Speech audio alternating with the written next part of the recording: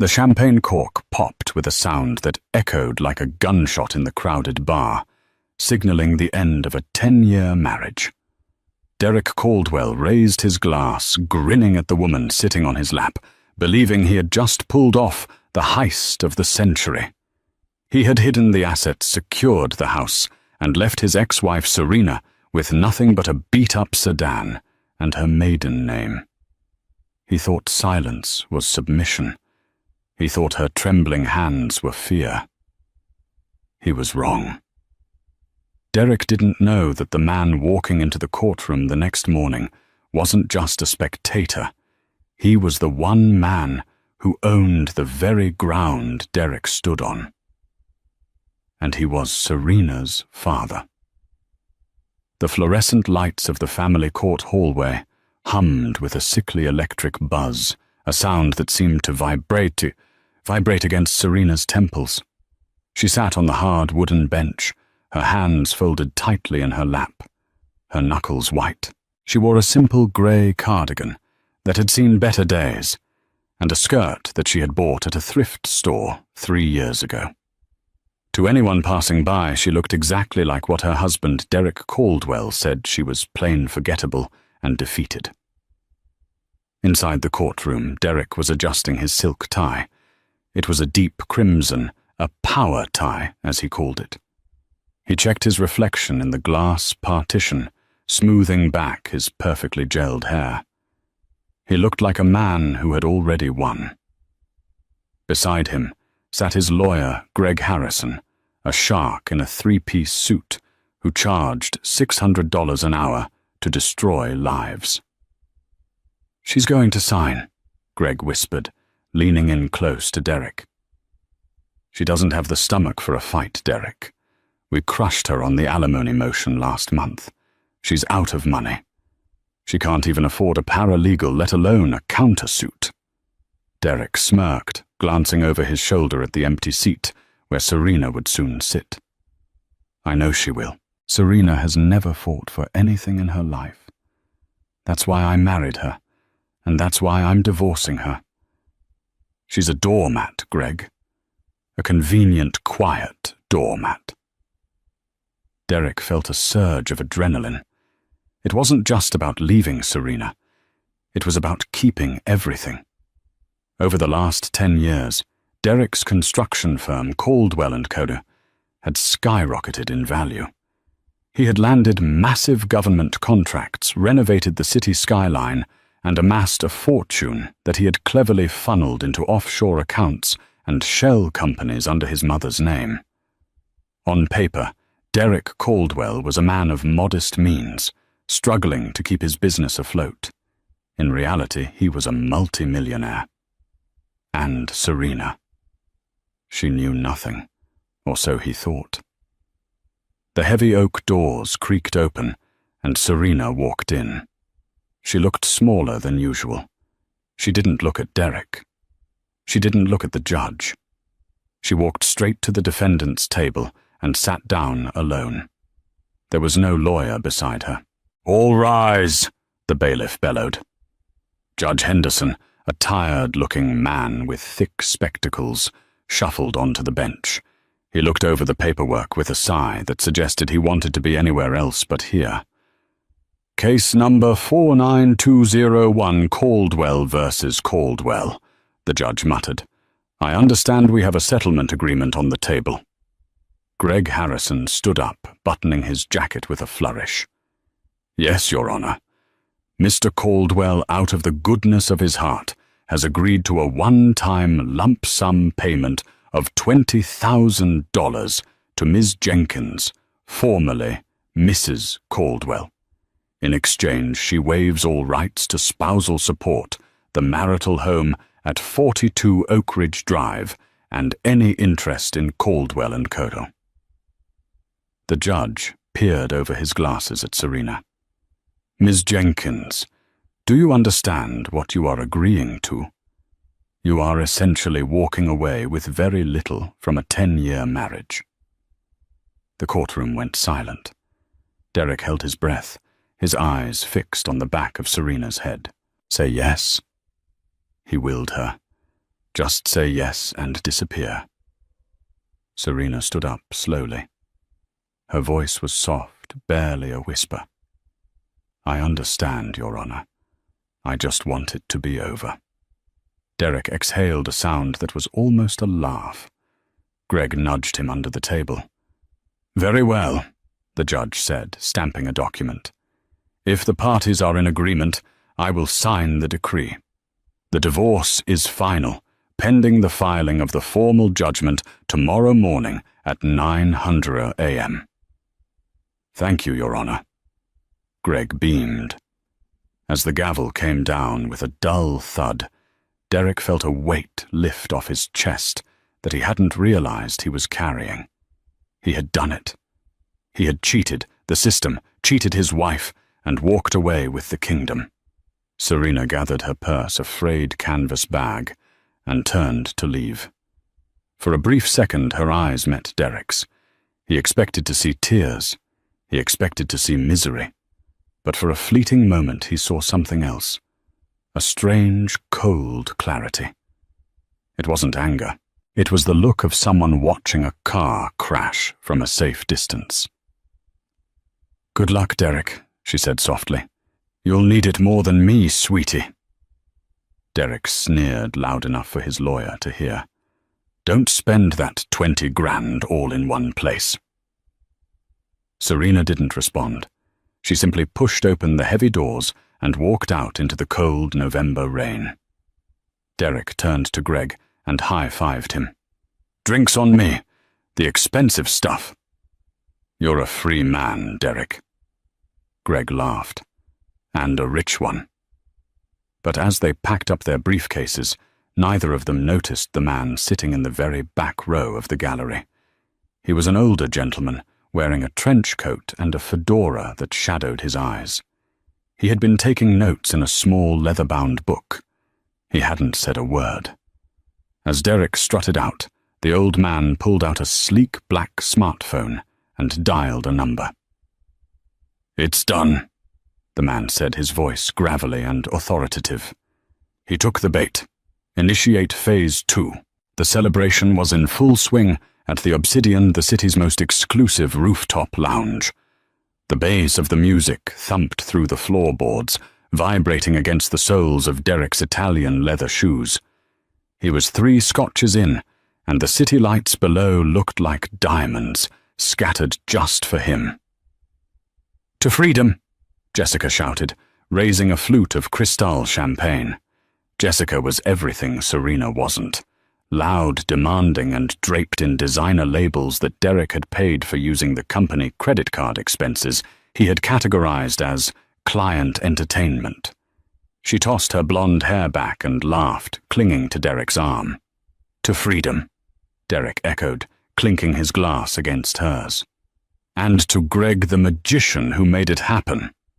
Greg was sitting opposite them, looking smug. It wasn't magic, Derek. It was strategy. We starved her out. You cut off the joint accounts 3 months ago, cancelled the credit cards, and drained the savings. She was desperate. Desperate people make bad deals. I almost felt bad for her. Jessica giggled, though her eyes glittered with malice. Walking out of there with that ugly bag. What is she going to do now? Go back to waiting tables. Who cares? Derek waved his hand dismissively. She's the past. We are the future. Do you know what this means, Jess? The deal with the Skyline project goes through next week. Since the divorce is finalized tomorrow morning, the profits from that deal are mine. All mine. Serena gets 0% of a $10 million contract. You're a genius, baby, Jessica cooed, kissing his cheek. Derek felt invincible.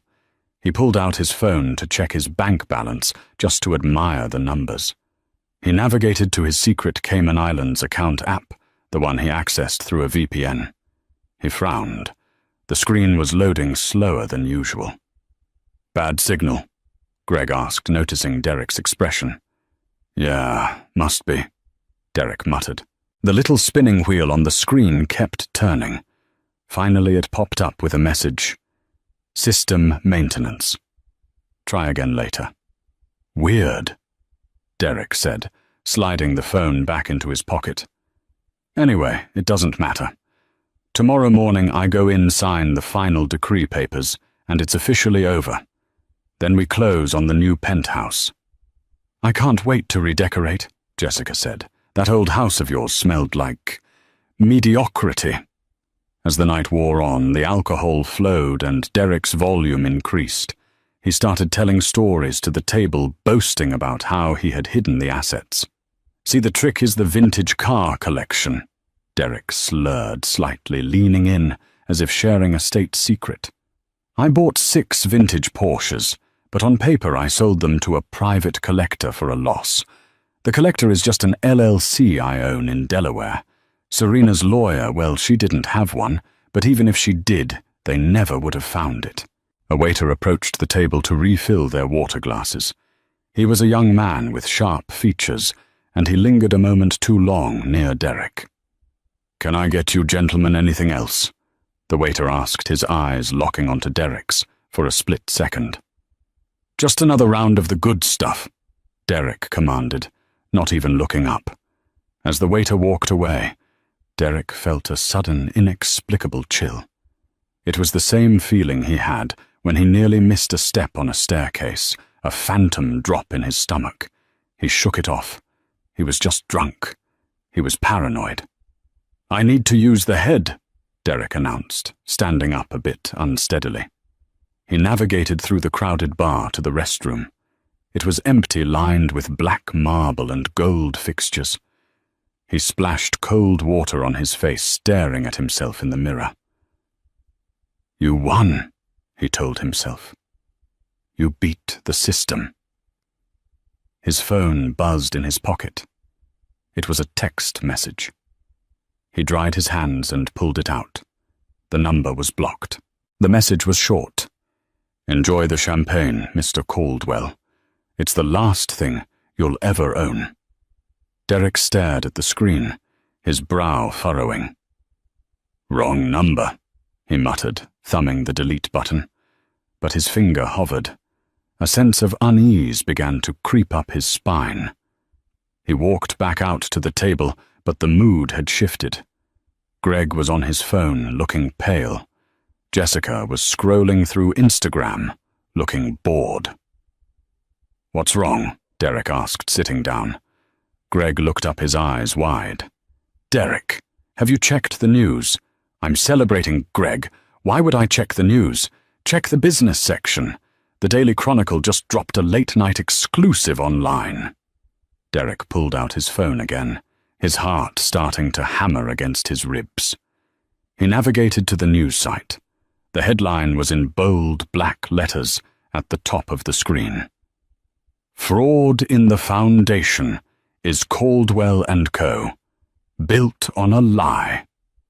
Derek felt the blood drain from his face. "What is this? It's an exposé," Greg whispered, his voice trembling. "They have documents, Derek. Internal emails. Bank transfers. They have the Cayman account numbers." "That's impossible," Derek hissed. "No one has those numbers. Only I have those numbers."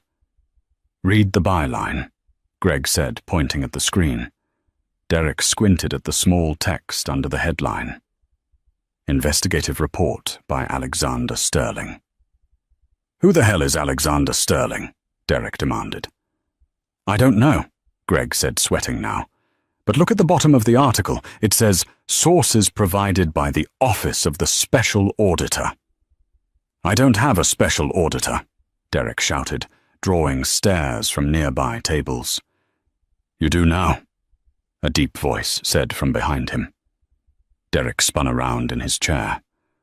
Standing there was the man from the back of the courtroom, the one in the trench coat. He wasn't wearing the coat anymore. He was wearing a tuxedo, and he looked entirely at home in the expensive lounge. But his eyes were cold, hard flint. "Who are you?" Derek demanded, standing up to assert dominance, though his legs felt like jelly. The older man smiled, but it didn't reach his eyes. I'm the man who's going to make sure you enjoy your last night of freedom, Mr. Caldwell. My name is Arthur Sterling. You might know my daughter." Derek blinked, confused. "I don't know any Sterlings." Arthur Sterling took a step closer, his presence looming large. "Oh, I think you do. She goes by her mother's maiden name, usually. Jenkins. Serena Jenkins." The glass of champagne slipped from Derek's hand. It hit the floor, and shattered shards of crystal exploding across the polished wood. "Serena," Derek whispered. "Serena is your daughter." "She is," Arthur said calmly, "and she sends her regards. See you in court tomorrow, Derek. And I don't mean family court." Arthur turned and walked away, disappearing into the crowd as effortlessly as spoke. Derek stood, frozen, the music around him warping into a chaotic noise. Jessica was tugging at his sleeve, asking about the broken glass, but Derek couldn't hear her. Serena Jenkins, the waitress he met at a diner, the woman who bought clothes at thrift stores, the woman who drove a 2012 Honda Civic. Arthur Sterling. The Arthur Sterling. The billionaire industrialist who owned Sterling Global, the parent company of the bank. Derek used the insurance firm Derek used, and God help him, the construction conglomerate that Derek had been trying to get a contract with for 5 years. Derek looked at Greg. Greg looked like he was going to be sick. "We have to go," Greg stammered. "We have to fix this." "There is no fixing this." Derek realized the horror finally setting in. "She played me. For 10 years. She played me." But Derek was wrong again. Serena hadn't played him for 10 years. She had loved him for 10 years. She had only started playing him the moment he decided to destroy her. And unlike Derek, the Sterlings didn't play for money. They played for blood. The ride from the Obsidian to the headquarters of Caldwell & Co. was a blur of neon lights and panic. Derek drove his Aston Martin like a maniac, swerving through the late-night traffic, his hands slick with sweat on the leather steering wheel. Beside him, Greg was frantically typing on his laptop, the blue light illuminating his pale, terrified face. "Access denied," Greg cursed, slamming the Enter key hard enough to crack the plastic. "I can't get into the server, Derek. I'm trying to remote in to scrub the emails about the Cayman transfers, but I'm locked out. Administrator privileges revoked." "That's impossible," Derek roared, running a red light. "I am the administrator. I built that system." "Well, someone with a higher clearance just locked the gate," Greg shot back. "Arthur Sterling owns the company that built the servers, Derek. Did you forget that Cyberdyne Solutions is a Sterling subsidiary? If he wants into your digital life, he doesn't need a hacker. He just needs a password." Derek slammed the brakes as they screeched into the parking lot of his office building. It was a sleek 3-story glass structure that Derek had designed himself a monument to his own ego. But tonight it looked like a prison. There were lights on the second floor. His office. "Who's up there?" Derek hissed, unbuckling his seatbelt. "Security," Greg suggested hopefully. "Security doesn't have the code to the executive suite." Derek sprinted to the front doors, jamming his keycard against the reader. The light flashed red. Access denied. He tried again. Red. He pounded on the glass. Inside the night security guard, a man named Jerry, who Derek had underpaid for 5 years, looked up from his desk. Jerry didn't rush to open the door. He slowly stood up, walked over, and held up a piece of paper against the glass. It was a printed email. The header read, "Notice of Asset Freeze. Department of Justice." Derek recoiled as if he'd been slapped. "Jerry, open the damn door. I own this building." Jerry just shook his head, a look of grim satisfaction on his face, and walked back to his desk. Derek slumped against the cold glass, sliding down until he hit the concrete. The adrenaline was fading, replaced by a crushing nausea. His mind drifted back 10 years to a rainy Tuesday in a diner off the interstate. That was where he met Serena. She had been 22, wearing a stained apron, her hair frizzy from the humidity. She had spilled coffee on his table and apologized profusely, her hands shaking. Derek, fresh off his first big contract, had felt like a king. He had graciously told her not to worry about it. He left a $100 tip not because he was kind, but because he wanted to see her eyes widen. He wanted to feel like a savior. He courted her with the confidence of a man buying a used car. He dazzled her with dinners she couldn't afford, gifts she didn't ask for. She was quiet, simple, and seemingly without a past. She told him her parents were out of the picture, and that she wanted a simple life. "I don't care about money, Derek," she had told him on their second date. "I just want a home where there are no lies. My family." We had too many lies. He had laughed internally. Everyone cares about money, he had thought. You just don't have any. He married her because she was safe. She didn't ask questions about his business. She signed the tax returns without reading them. She was the perfect cover for a man building an empire on cut corners and kickbacks. She played the long game, Derek whispered to the empty parking lot. 10 years. She waited 10 years. Greg was standing over him, phone to his ear. "Derek, get up. My contacts at the bank just called me back. It's worse than we thought." Derek looked up, his eyes hollow. "How much worse? Your personal accounts are frozen, the business accounts are frozen, and Derek, the Skyline project contract. The one you were banking on. What about it? The client just invoked the morality clause and terminated the deal effective immediately. They're suing for breach of contract. They're citing the fraud investigation." "Who is the client?" Derek asked, though he already knew the answer. "The holding company is Aurora Trust," Greg said, his voice shaking. "I just looked up the board of directors. The chairwoman is Serena Jenkins." Derek put his head in his hands. Serena wasn't just the daughter of a billionaire. She was a businesswoman. While Derek was playing checkers, hiding Porsches and skimming off the top, Serena had been sitting on the board of the very companies he was desperate to impress. She had signed off on his contracts. She had watched him inflate his invoices. She had let him dig his own grave, shovelful by shovelful. "We have to go to court tomorrow," Greg said, his voice sounding like a death sentence. "If we don't show up, they'll issue a warrant for your arrest." "I can't face her," Derek said. "Not like this." "You don't have a choice." Greg pulled him up. "Go home, shower, wear your best suit. We're going to deny everything. It's our only play. We claim the evidence is fabricated.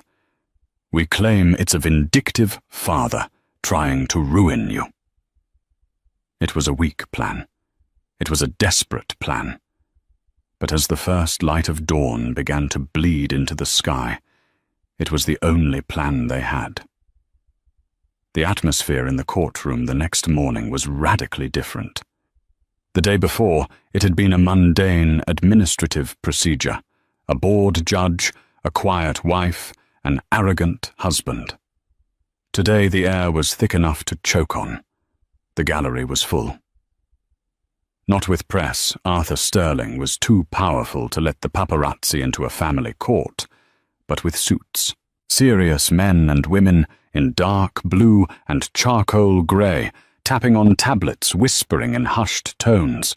They were the legal team of Sterling Global. When Derek walked in, he felt small.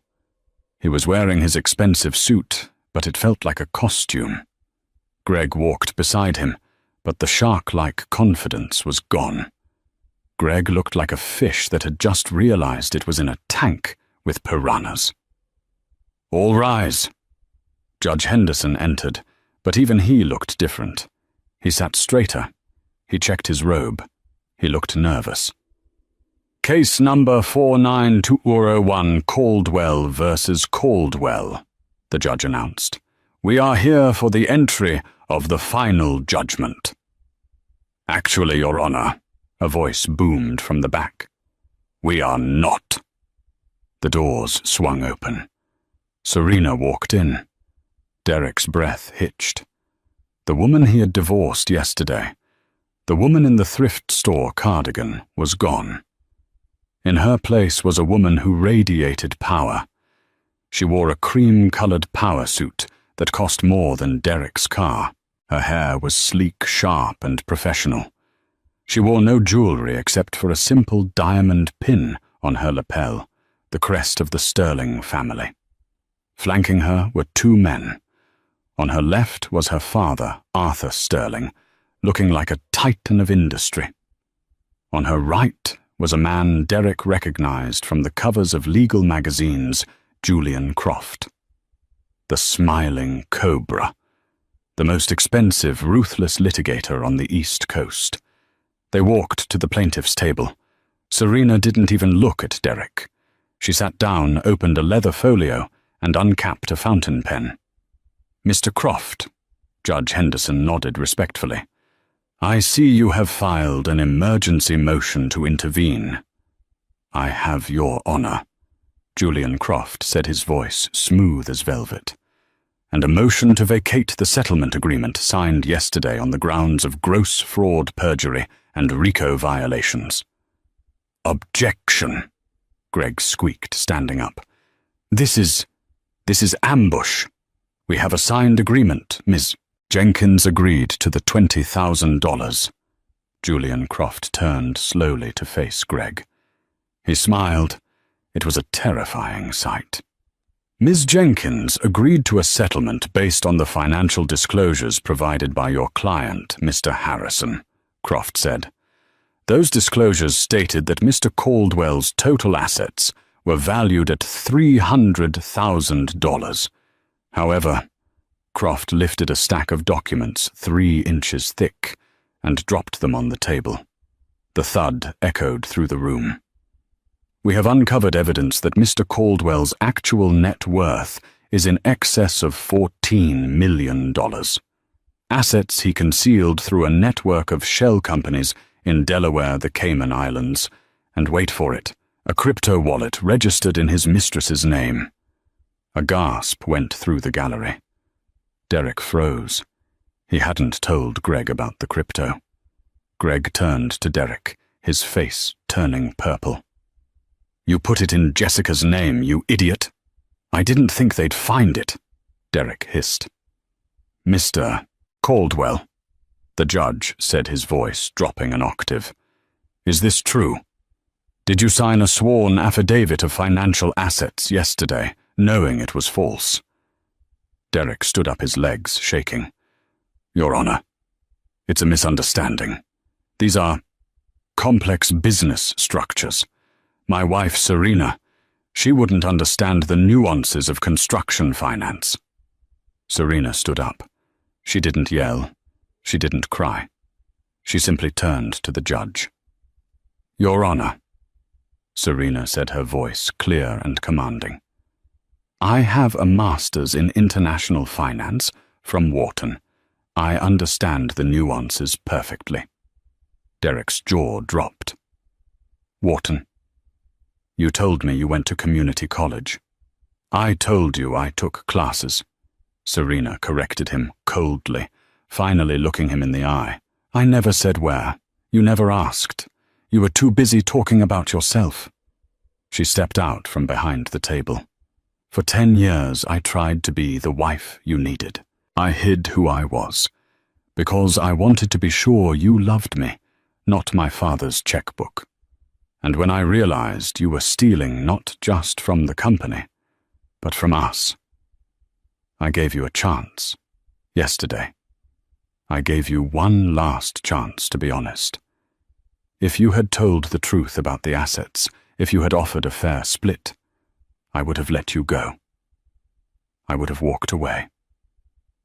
She took a step closer to the railing. But you tried to leave me with nothing. You mocked me. You laughed at me with your lawyer. You mistook my silence for weakness. That was your last mistake. Julian Croft handed a document to the bailiff. Your Honor, we are not just asking to vacate the settlement. We are filing a countersuit for 100% of the marital assets due to fraudulent concealment. Furthermore, we have a warrant here issued by the District Attorney's Office regarding the embezzlement of funds from the Skyline project. The judge looked at the warrant. He looked at Derek.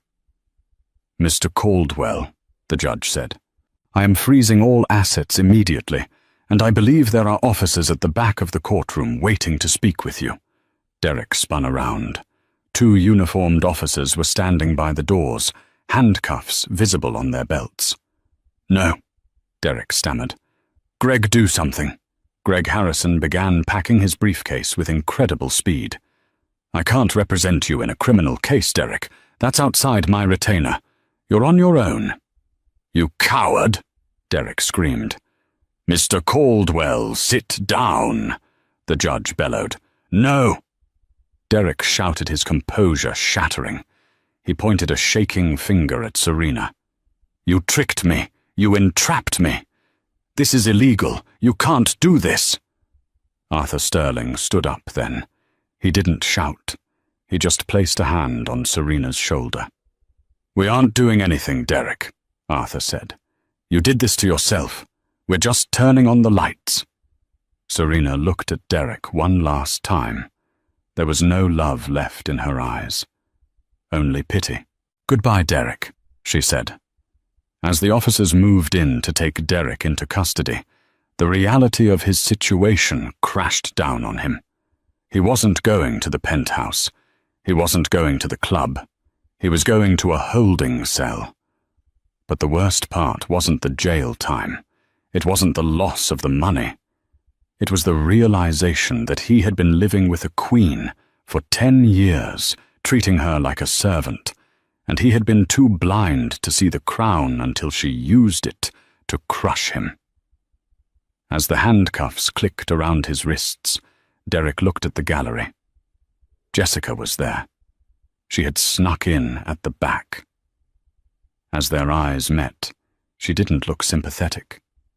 She was typing on her phone, likely trying to access the crypto wallet before the authorities did. He was truly alone. The holding cell at the county jail smelled of bleach and old sweat.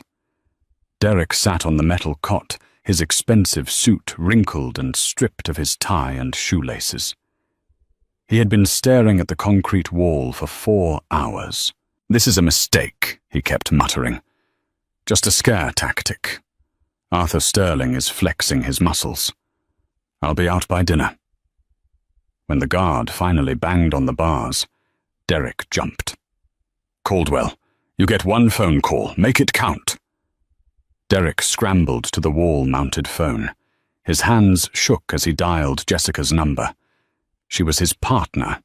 She was holding the crypto keys. She could bail him out. The phone rang. Once, twice, 3 times. Hello. Her voice was tight-guarded. Jess. Thank God. Derek breathed, pressing his forehead against the cold metal box. Listen, you need to call a bail bondsman. Get the cash from the safe in the condo. The combination is 4920. Get me out of here and we'll run. We'll go to Cabo tonight. There was a long silence on the other end. Then he heard the distinct sound of a zipper closing.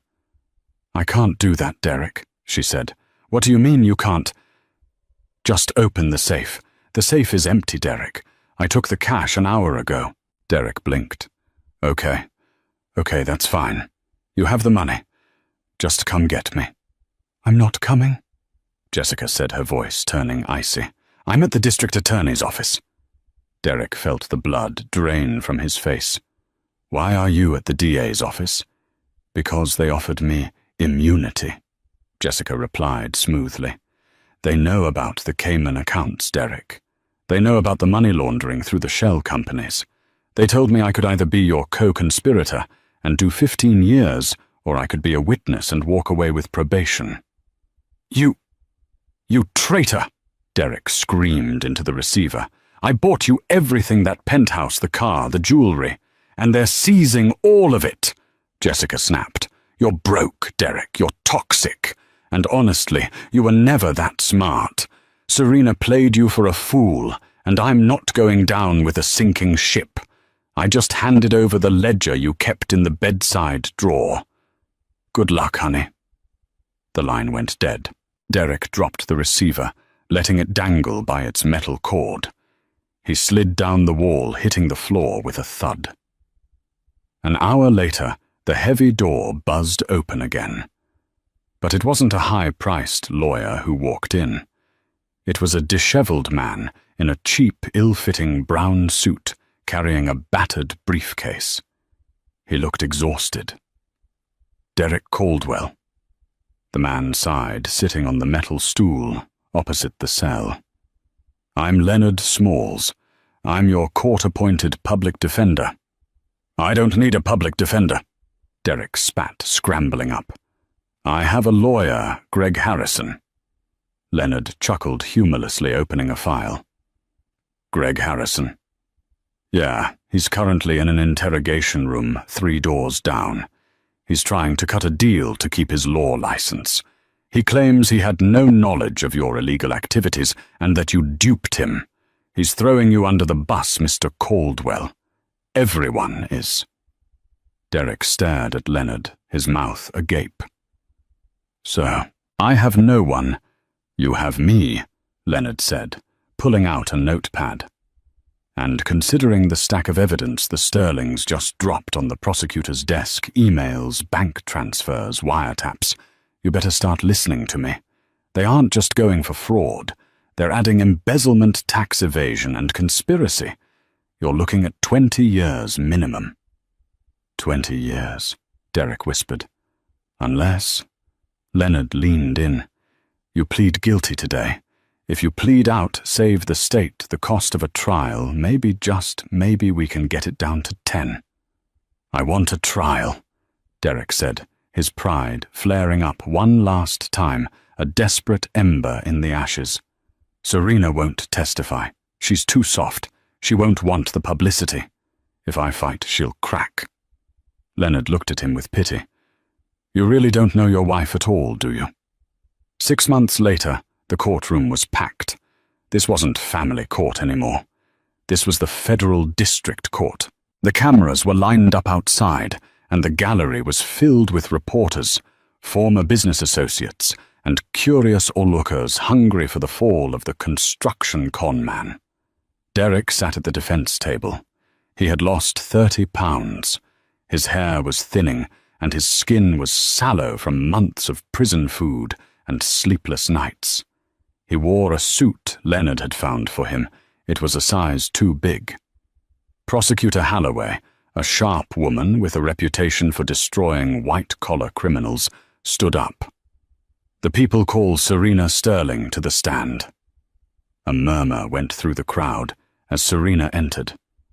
She was breathtaking. She wore a navy blue dress that commanded respect, her posture perfect. She didn't look at the cameras. She walked to the stand, placed her hand on the Bible, and swore to tell the truth. Ms. Sterling, Halloway began, can you tell the court when you first realized your husband was defrauding his investors? Approximately 14 months ago. Serena said, her voice clear and melodic. And why didn't you leave him then? Halloway asked. Why wait? Serena turned her head and looked directly at Derek. For the first time in 6 months, their eyes locked. Derek expected hate. He expected anger. But he saw only a clinical detachment. He was a bug under a microscope. Because leaving him wasn't enough, Serena said. Derek Caldwell is a predator. He preys on those he thinks are weak. He preyed on his subcontractors, stiffing them on payments. He preyed on his elderly investors. And he thought he was preying on me. If I had simply divorced him, he would have hidden the money and started over. He would have found another victim. She paused, taking a sip of water. My father taught me that when you find a rot in the foundation, you don't just paint over it. You tear it out. So I stayed. I played the role of the oblivious housewife. I let him think he was a genius. I collected his passwords. I copied his hard drives. I recorded his conversations with his mistress. Derek flinched. The gallery whispered excitedly. I gathered every receipt, every lie, and every stolen dollar. Serena continued, her voice rising slightly. I built a cage around him, bar by bar, document by document, and I waited for him to lock himself inside. And the settlement agreement? Holloway asked. The one where he offered you $20,000. That was the final test, Serena said. I wanted to see if there was a shred of humanity left in him. If he had offered a fair split, if he had shown even a moment of remorse or fairness, I might have shown mercy. But he didn't. He tried to leave me destitute. He celebrated it. Derek couldn't take it anymore. He slammed his hand on the table, standing up. You lied to me, he shouted, his voice cracking.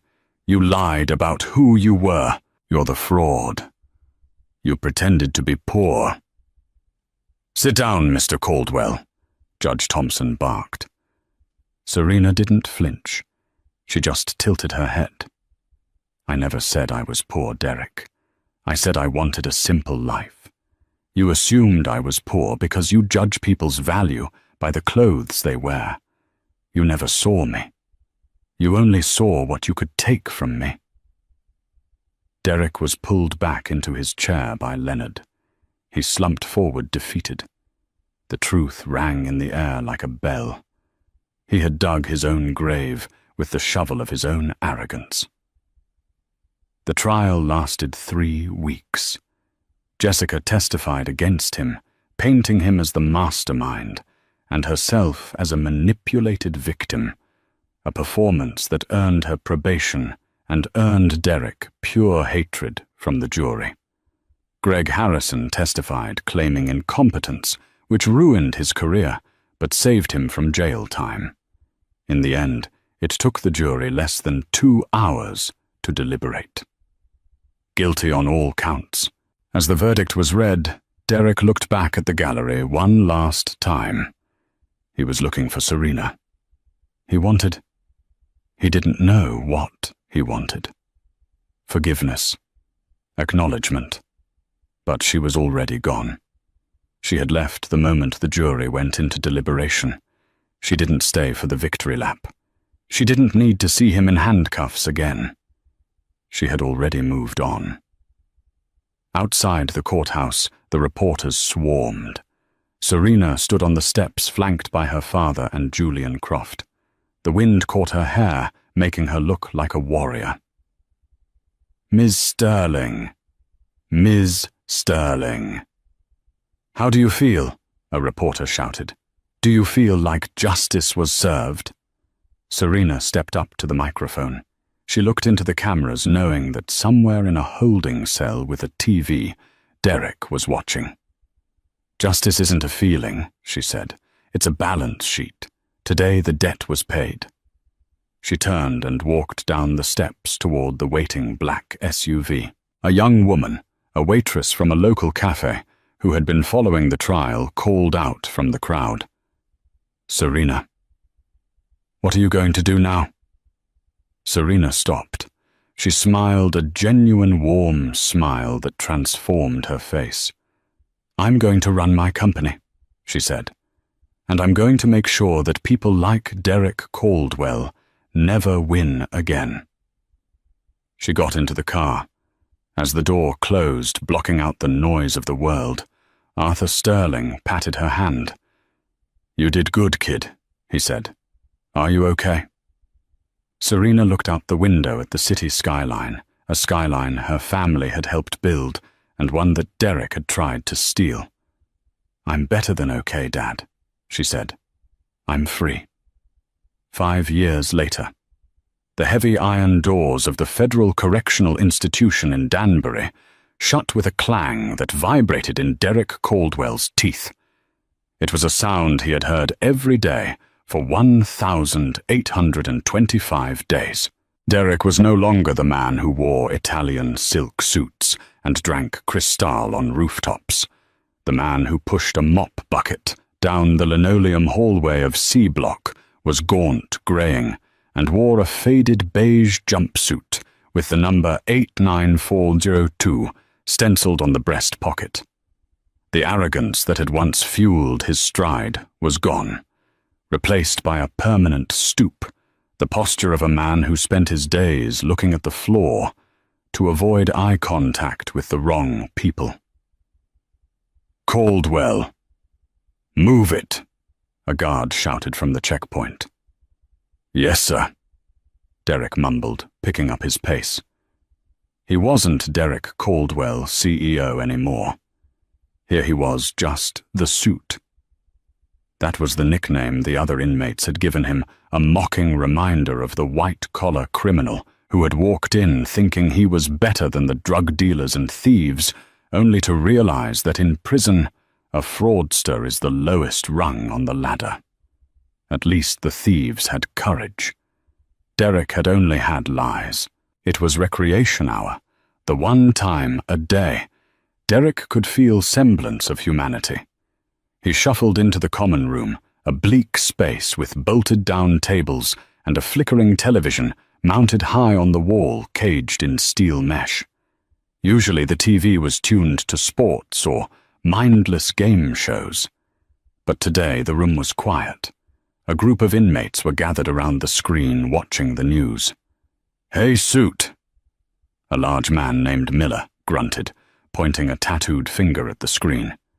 Ain't that your ex? Derek froze. His heart hammered against his ribs, a phantom rhythm of his old life. He dropped his mop and walked slowly toward the television. On the screen, CNN was broadcasting live from the steps of a gleaming new skyscraper in downtown Manhattan. The headline chyron read, Sterling Global unveils the Phoenix Center, a new era for affordable housing. And there she was, Serena. She looked older, but in the way a statue looks older, more defined, more permanent. She was wearing a white coat, pristine and sharp, standing next to the mayor and her father, Arthur Sterling. But Serena wasn't in her father's shadow anymore. She was standing a step ahead of him. A reporter thrust a microphone toward her. Miss Sterling, this project was built on the site of the failed Skyline development, which was mired in scandal 5 years ago. What does this opening represent to you? Derek gripped the back of a plastic chair, his knuckles turning white. The Skyline project. His project. The one he had tried to embezzle from. The one he had dreamed would make him a king. Serena looked directly into the camera. Her eyes were piercing, intelligent, and completely devoid of the fear he used to see in them. The Skyline project failed because it was built on greed. Serena said, her voice tinny through the prison speakers, but still commanding. It was designed to exclude people to create a fortress for the wealthy, while pushing the community out. The Phoenix Center is the opposite. It is built on transparency. It is built for the people who serve our coffee, who clean our offices, who drive our buses, the people who are often invisible but who actually run this city. She paused, and a small, knowing smile touched her lips. I spent 10 years being invisible, she continued. I know what it feels like to be underestimated. I know what it feels like to have someone look right through you because they don't think you have value. This building is a promise no one is invisible anymore. The crowd on the television cheered. Derek felt a lump form in his throat, hot and suffocating. "She burned you, man." Miller laughed, slapping Derek on the back, hard enough to make him stumble. "She took your hole in the ground and built a castle on it." Derek stared at the screen.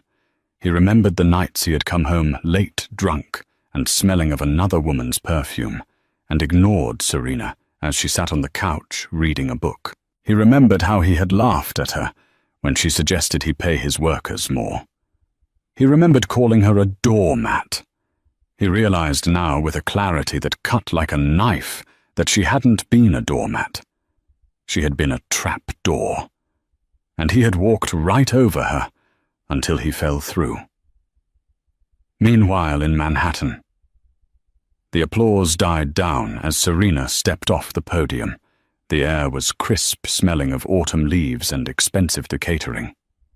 "Excellent speech, Serena," Arthur Sterling said, placing a hand on her shoulder. He looked frail now, leaning heavily on a cane. The last 5 years had been hard on his health, and he had officially handed the reins of Sterling Global over to her 6 months ago. "Thanks, Dad," Serena said, taking a glass of sparkling water from a passing waiter. She didn't drink alcohol anymore. She liked to keep her mind sharp. "You know," Arthur said, lowering his voice, "I received a letter from the warden at Danbury yesterday." Serena stiffened slightly, but her face remained impassive. "Oh, parole hearing is coming up in 6 months," Arthur said, watching her carefully. "Derek is eligible. They wanted to know if you wanted to make a statement opposing it." Serena looked out at the city.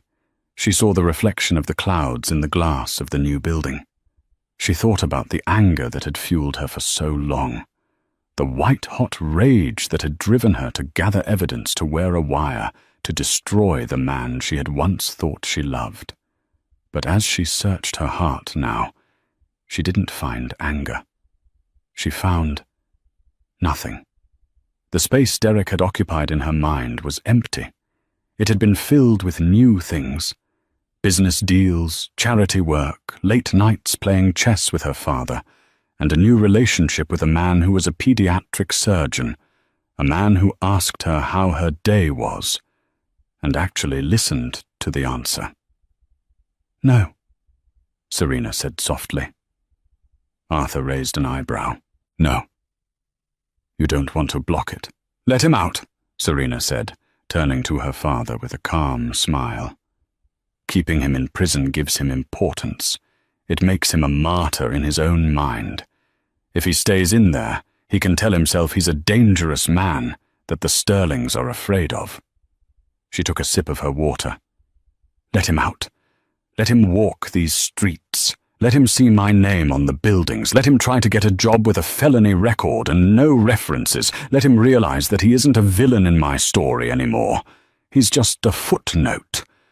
Arthur chuckled a dry, raspy sound. "You're colder than I ever was, kid." "I learned from the best," she winked. 6 months later, the bus from Danbury dropped Derek off at the Port Authority terminal in New York City. He had a plastic bag with his personal effects, a toothbrush, a change of clothes, and $40 in cash. The city was loud. It was chaotic. It didn't care that he was back. Derek walked out onto 8th Avenue. He stopped at a newsstand.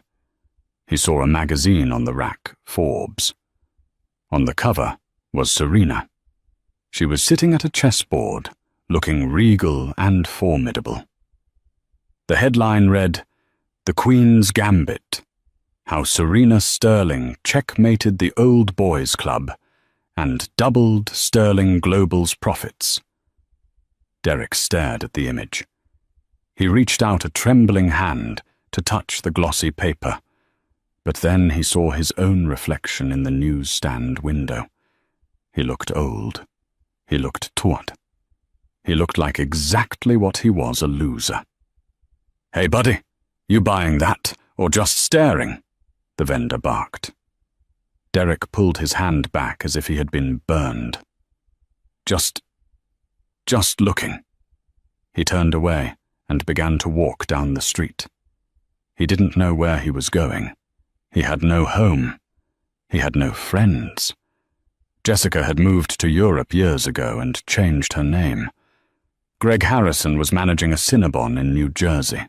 Derek Caldwell was free.